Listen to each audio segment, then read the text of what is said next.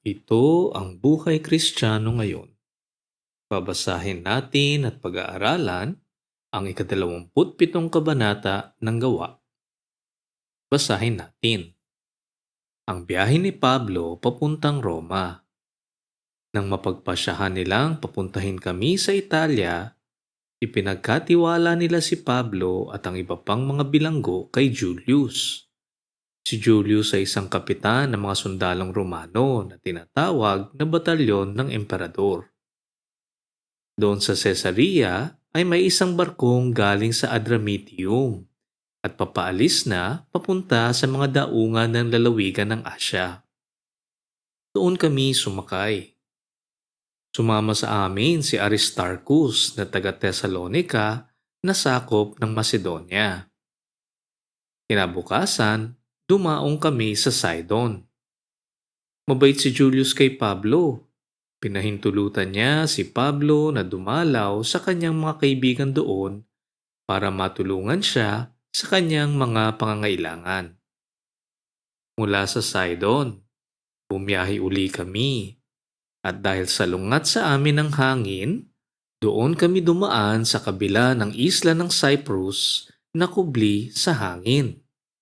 Nilakbay namin ang karagatan ng Cilicia at Pamphylia at dumaong kami sa Myra na sakop ng Lycia.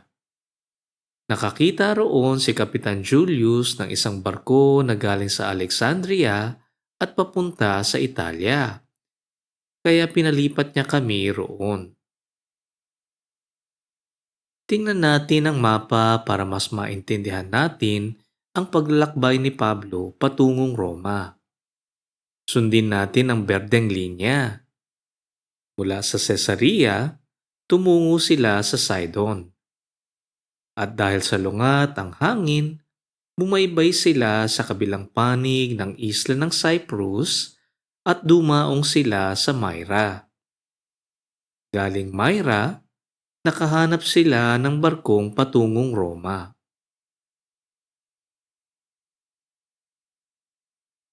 Basahin natin. Mabagal ang biyahe namin.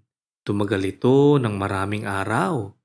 At talagang nahirapan kami hanggang sa nakarating kami malapit sa Sinidus. At dahil sa lungat ng hangin, hindi kami makatuloy sa pupuntahan namin. Kaya bumiyahe kami sa kabila ng isla ng Crete na kubli sa hangin. At doon kami dumaan malapit sa Salmone. Namaybay kami pero talagang nahirapan kami bago makarating sa lugar na tinatawag na magagandang daungan. Malapit ito sa bayan ng Lasea. Tingnan natin muli ang mapa. Mula sa Myra, tumungo sila sa bayan ng Sinidus. Galing dito, bumaybay sila sa kabilang panig ng isla ng Crete dahil nga sa lungat ang hangin. Dumaan sila malapit sa Salmone at dumaong sa magagandang daungan ng Fairhaven.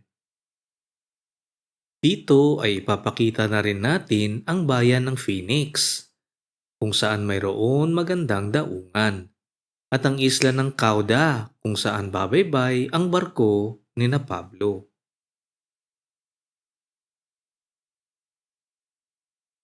Basahin natin. Nagtagal kami roon hanggang inabot kami ng panahong mapanganib ang pagbabiyahe dahil nakalipas na ang araw ng pag-aayuno. Kaya sinabi ni Pablo sa aming mga kasama, "Ang tansya ko, mapanganib na kung tutuloy tayo. At hindi lang ang mga karga at ang barko ang mawawala, baka pati na rin ang ating buhay." Pero mas naniwala ang kapitan ng mga sundalo sa sinabi ng kapitan ng barko at ng may-ari nito kaysa sa payo ni Pablo.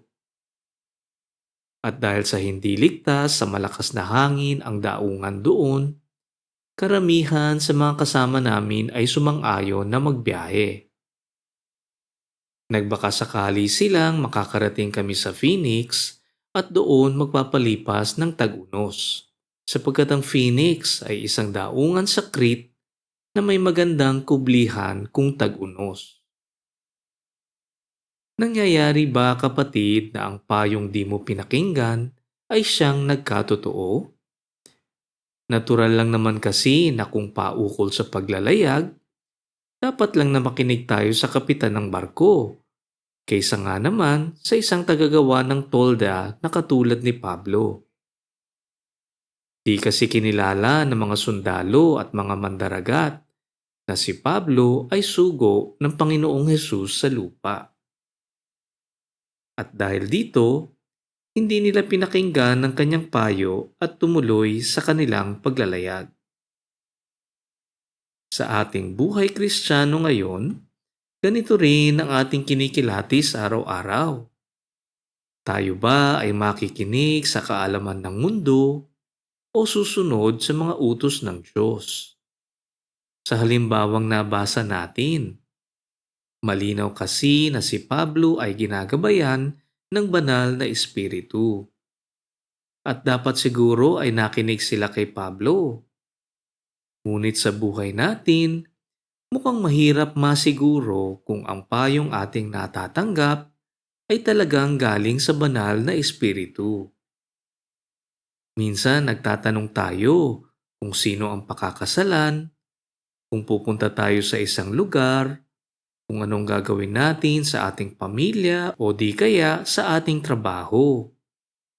Sa kasalukuyan, ganyan ang mga tanong natin na gusto nating malaman kung ano ang tamang desisyon. Yung iba pa nga nagtatanong sa mga salamangkero, mga manghuhula na alam naman natin na isang kasalanan. Kung gusto nating malaman kung ano ang tamang gawin sa lahat ng pagkakataon, aralin natin ang salita ng Diyos. Ito ang maggagabay sa atin sa araw-araw na pamumuhay. Ang turo ng salita ng Diyos ay gawin at sundin natin ang kalooban ng Diyos. Kaya naman kung gagawin natin ay makamundo at makasalanan, alam nating agad na di natin ito dapat gawin. Kung di naman kasalanan ang ating gagawin, maaari na tayong pumili ayon sa ating gusto. Sa nangyari sa ating nabasa, dapat ay nakinig sila kay Pablo dahil siya ay isang sumasampalataya sa Diyos. Ganon din sa ating buhay. Makinig tayo sa mga payo ng ating kilalang mga sumasampalataya kay Jesus. Basahin natin. Ang malakas na hangin at alon sa dagat. Nang umihip ang mahinang hangin galing sa timog, ang akala namang kasamahan namin ay pwede na kaming bumiyahe. Kaya itinaas nila ang angkla at nagbiyahe kaming namamaybay sa isla ng Crete. Hindi nagtagal, bumugso ang malakas na hilagang silangang hangin mula sa isla ng Crete. Pagtama ng malakas na hangin sa amin, hindi na kami makaabante. Kaya nagpatangay na lang kami kung saan kami dalhin ng hangin. Nang nasa bandang timog na kami ng maliit na isla ng Cauda, nakapagkubli kami ng kaunti. Kahit nahirapan kami, naisampa pa namin ang maliit na bangka na dala ng barko para hindi ito mawasak.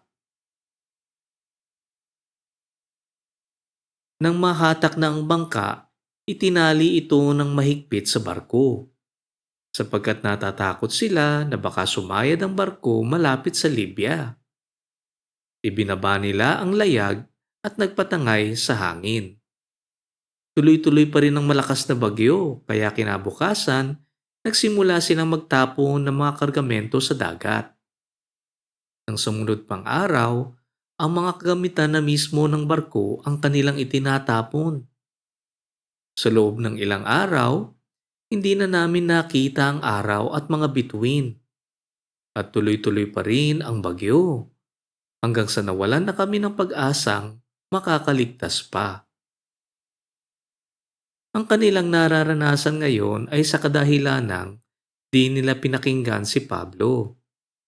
Dahil hindi nila kinilala si Pablo bilang tagasunod ni Jesus, di nila pinakinggan ang kanyang payo. Kaya ngayon, sila ay nasa laot, nasa gitna ng bagyo, at nanganganib na mawasak ang kanilang barkong sinasakyan. Sa ating buhay Kristiyano ngayon, ganito ang nangyayari sa atin kapag di tayo sumusunod sa mga kautusan ng Diyos. Ang ating mga kasalanan ang nagbibigay sa atin ng mga problema, takot at pag-aalinlangan, sakit ng ulo at kawalan ng pag-asa. Tandaan natin kapatid na lahat ng kasalanan ay mayroong masamang kinahihinatnan. At sa aking karanasan, mas mabigat na kasalanan, mas mabigat din ang hirap na pagdadaanan. Kapag di natin minahal ang ating kapwa, darating ang panahon na kakailanganin natin ang tulong nila, ngunit di naman nila ito ibibigay. Kapag tayo ay nagnakaw, di tayo mapakali dahil maaari tayong mahuli at mapakulong. Kapag tayo ay nagsinungaling, hindi tayo pagkakatiwalaan ng ating kapwa. Kung di tayo marunong magbigay, di rin tayo mabibigyan kung tayo naman ang nangangailangan. Kung tayo ay mangangalunya, di ba't maaaring mawala ang ating buong pamilya? Kung tayo ay papatay, tutugisin tayo ng batas at makukulong sa mahabang panahon. Ito ang ibig sabihin ng mas malalim ang kasalanan, mas mabigat ang kabayaran dito sa mundo. Puwera pa ito kapatid sa paghahatol ni Jesus sa kanyang pagbabalik. Kapag nangyari na sa atin ang ganitong karanasan, para na rin tayong nasa laot, sa gitna ng malakas na bagyo, at di malaman kung saan at kung kanino tayo babaling at hihingi ng tulong, at kung saan tayo maghahanap ng pag-asa.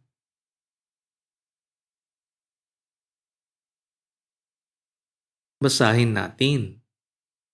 Ilang araw nang hindi kumakain ang mga tao. Kaya sinabi ni Pablo sa kanila, mga kaibigan, kung nakinig lang kayo sa akin na hindi tayo dapat umalis sa Crete, hindi sana nangyari sa atin ang mga kahirapan at mga kapinsalaang ito.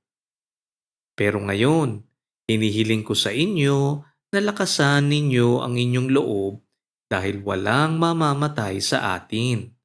Ang barko lang ang masisira. Sapagkat kagabi, nagpakita sa akin ang isang anghel.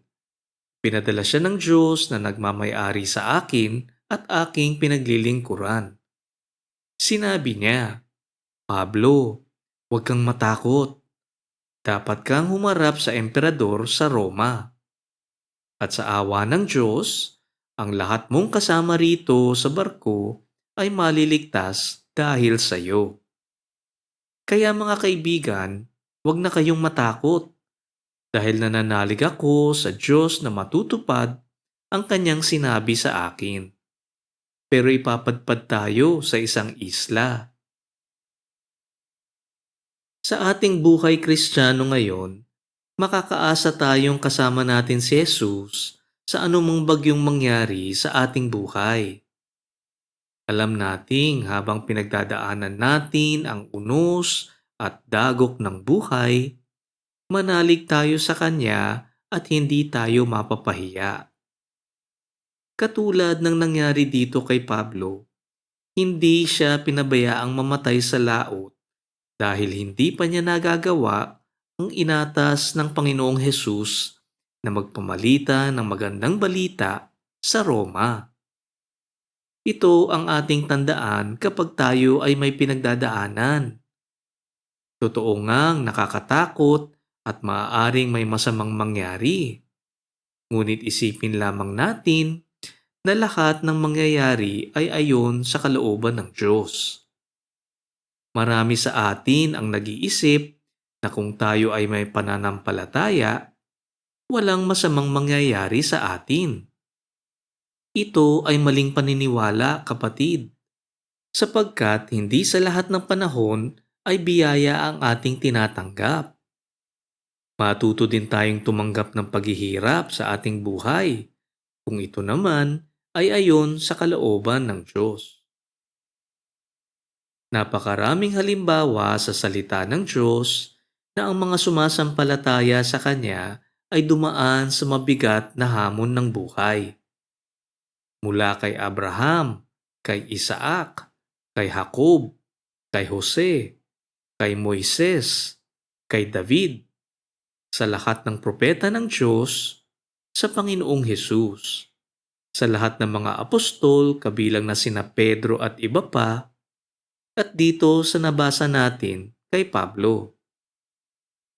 Kaya huwag tayong magtaka kung bakit dumadaan din tayo sa paghihirap ngayon. Tandaan natin, kapatid, na kung tayo ay maniniwala kay Jesus, hinding-hindi niya tayo iiwan. Ang paalaala ng Panginoon kay Pablo ay patunay lamang sa kapangyarihan at pagmamahal ni Jesus sa ating mga sumasampalataya. Pinadala ni Jesus ang isang anghel kay Pablo para palakasin ang kanyang loob at magtiwala na siya at ang kanyang mga kasama ay maliligtas at makakarating rin sa Roma. Kung ano ang itinakda ng Diyos, ang siyang mangyayari. Walang dagat o ulan o hangin ang makakapagpigil sa kanyang kalooban. Sa ating buhay Kristiyano ngayon, ang ating buhay ay dadaan sa iba't ibang pagsubok, mga dagok ng buhay, at mabibigat na problema. Tandaan natin ang itinuro sa atin ni Jesus, na itayo natin ang ating buhay sa bato nang sa ganoon, sa pagdating ng malakas na ulan at hangin, mananatili itong nakatayo. Basahin natin. Ikalabing-apat na ng gabi nang tinangay kami ng bagyo sa dagat ng Mediterano. At nang maghahating gabi na, tinansya na ng mga tripulante na malapit na kami sa tabi ng dagat. Kaya sinukat nila ang lalim ng dagat at nalaman nilang mga 20 dipa ang lalim. Maya-maya sinukat nilang muli ang lalim at mga 15 dipa na lang. At dahil sa takot na bumangga kami sa mga batuhan, naghulog sila ng 4 na angkla sa hulihan ng barko. At nanalangin sila na mag-umaga na sana. Gusto sana ng mga tripulante na lisanin na ang barko. Kaya ibinaba nila sa dagat ang maliit na bangka at kunwari maghuhulog lang sila ng angkla sa unahan ng barko. Pero sinabi ni Pablo sa kapitan at sa mga sundalo, kung aalis ang mga tripulante sa barko, hindi kayo makakaligtas. Kaya pinutol ng mga sundalo ang mga lubid ng bangka at pinabayaan itong maanod. Ganito ang nangyayari sa mga taong kulang pananampalataya. Takot ang nananaig kapag di natin kilala ang Diyos.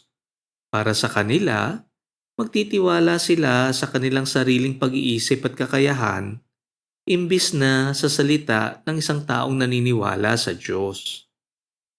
Pero makikita natin dito na ang kapitan ng mga sundalo ay naniniwala kay Pablo. At sa takot na mangyari nga ang sinabi ni Pablo, di nila pinahintulutang lumayag ang mga tripulante paalis ng kanilang barko. Sa ating buhay Kristiyano ngayon, tanungin natin kung gaano katibay ang ating pananampalataya. Pagdating ng panganib at peligro, aasa ba tayo sa sariling pag-iisip at kakayahan o sa patuloy na pananalig sa Diyos? Alam nating sinabihan na sila ni Pablo na silang lahat ay makakaligtas sa kamatayan. Ngunit malamang ay di sila naniwala sa sinasabi ni Pablo.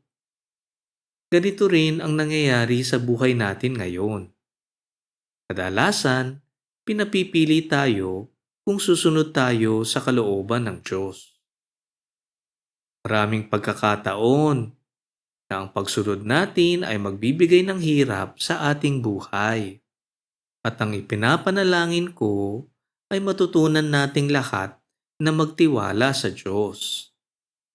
Ang mga hirap na ating mararanasan sa pagsunod sa kalooban ng Diyos ay hindi maikukumpara sa gantimpalang nag-aantay sa atin sa kaduluduluhan. Kay Jesus tayo manalig at hindi niya tayo pababayaan. Basahin natin. Nang madaling araw na, pinilit silang lahat ni Pablo na kumain. Sinabi niya, 2 linggo na kayong naghihintay na lumipas ang bagyo at hindi pa kayo kumakain. Kaya kumain na kayo upang lumakas kayo dahil walang mamamatay sa inyo kahit isa. Pagkatapos magsalita ni Pablo, kumuha siya ng tinapay at sa harapan ng lahat ay nagpasalamat siya sa Diyos. Pinira-piraso niya ang tinapay at kumain. Lumakas ang kanilang loob at kumain silang lahat. 276 kaming lahat nasakay ng barko. Nang makakain na ang lahat at busog na, itinapon nila sa dagat ang kanilang mga dalang trigo para gumaan ang barko.